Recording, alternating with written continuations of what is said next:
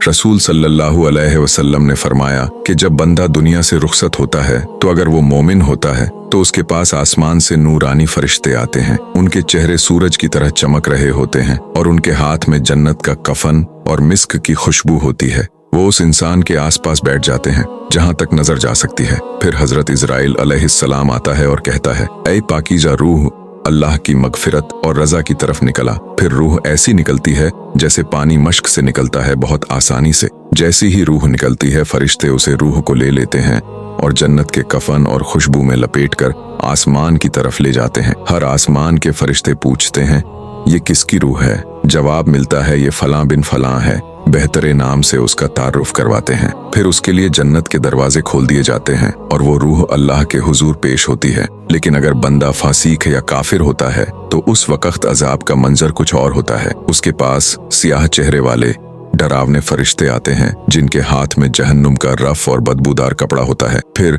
मलकुल मौत कहता है, ऐ बदबख्त रूह, अल्लाह के गुस्से और अजाब की तरफ निकला। फिर रूह उसके जिस्म से ऐसी निकलती है जैसे कांटा गीले ऊन में अटक जाए, तकलीफ देह तरीके से। फिर उस रूह को लपेटा जाता है बदबूदार कपड़े में और जैसा वो आसमान की तरफ उठती है फरिश्ते कहते हैं, ये किसकी रूह है? जवाब मिलता है, ये फलां बदनसीब है, और आसमान के दरवाजे उस पर बंद कर दिए जाते हैं। फिर अल्लाह का हुक्म होता है, इस रूह को जमीन में वापस लौटा दो जहां से इसे उठाया गया था। फिर उस रूह को कब्र में डाल दिया जाता है और वहां अजाब का सिलसिला शुरू होता है। अगर वो बुरा होता